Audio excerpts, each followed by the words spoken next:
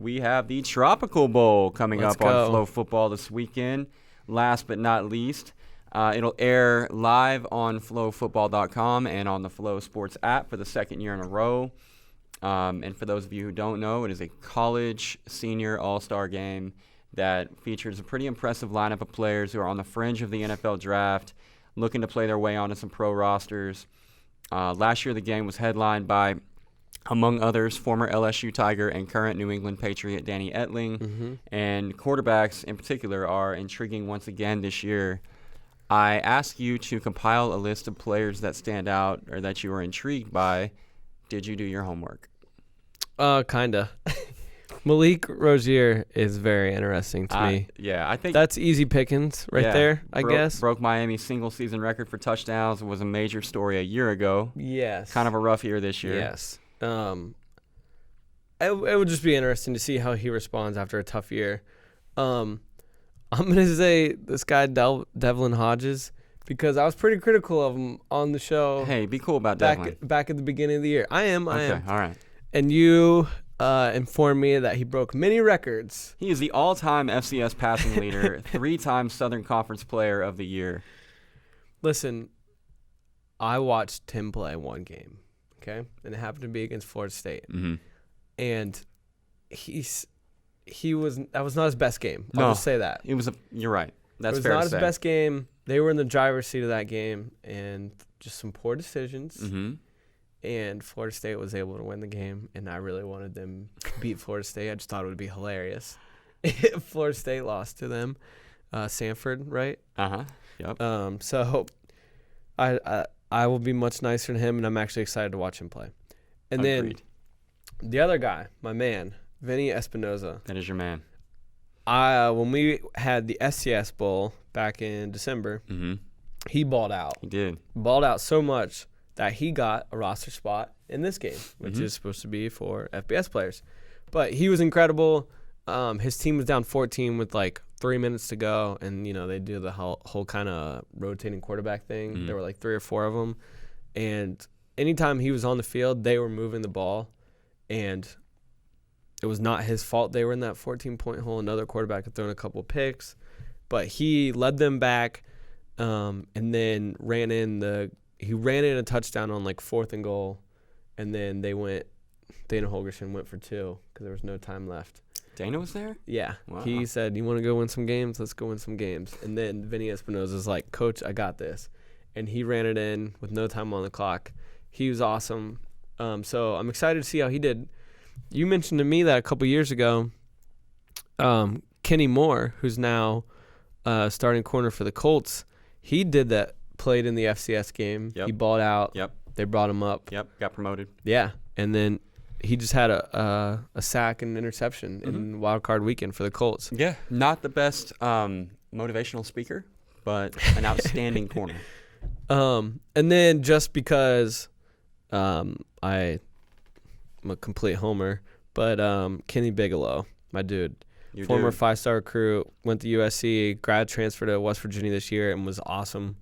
The first play of the year, he absolutely leveled the Tennessee quarterback, and it just kind of set the tone, and it was awesome. And he had this celebration. He would just he would stand up, and he would just go like this with his hand.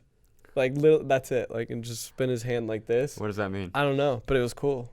Anytime he did anything, he'd just be like... We have to ask Kenny what that means. And then he also delivered one of the best moments of the year. I think it was the Texas Tech game. He was hurt. The trainers came out, and then a lot of times coaches would go check on the guys. Mm-hmm. And Holgerson walked out on the field, and you see him just bust out. Holgerson just bust out laughing and walk back to the sideline. So in his weekly coaches show, after a couple days after the game, they asked Holgerson what had happened to make him laugh, and Holgerson said he looked down and he's like, "Kenny, what's wrong?" And he said, "Coach, I'm fat." He just said, "Coach, I'm fat." So he's got big personality, and he was great this year. So second team All Big 12. Yeah, so it'd be really interesting to see how he does against some top level competition. What about you? Well, I got some dark horses for you. Jim Jones from Kent State, first team All-MAC.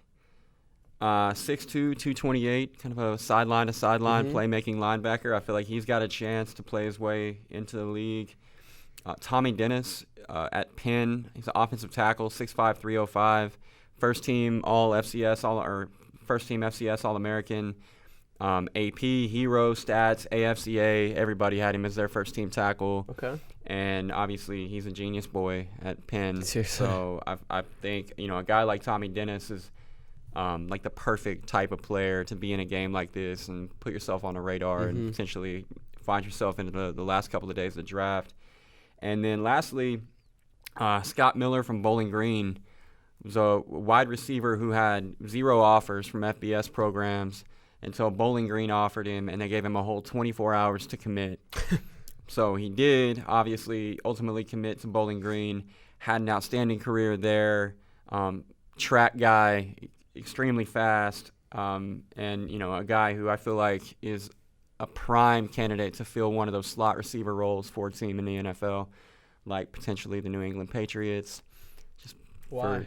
I feel like he just has the appearance of a Patriot wide receiver. Just looks like looks the part. Yeah, looks like a guy that would wear that uniform well. I think I'm picking up what you're putting down. Okay, a comp for him might be like I don't know, like a Julian Edelman / Danny Amendola / Wes Welker. Okay, type of guy, but faster though. Yeah, but a lot of grit. Right. And just coach's kid. Gym rat. Yes, real cerebral. I feel like that's a role Scott Miller could fill. So keep your eye out for him. And Miller will be playing. The quarterbacks are not, in my opinion, and look, it'll go the opposite direction just because I'm saying this, but the national team quarterbacks are Hodges, Rozier, and Espinoza. Just thinking the same thing. And, I mean, with all due respect to Tanner Mangum, I'm going to have to lean national team for sure on that quarterback room, and so I feel like Miller's going to have an opportunity to make some plays. You go Thomas Linta from Wagner College, Tanner Mangum, and then Gus Raglan, who I did see play at Miami. He actually balled out against Ohio. Okay, well, go Gus. But maybe the Gus bus will take him to victory. Yeah, and then Mangum, man, remember when he threw that Hail Mary against Nebraska? How could I forget? That was crazy. It was. So it's going to be a lot of fun. I'm excited. Sunday, 10 a.m. Eastern.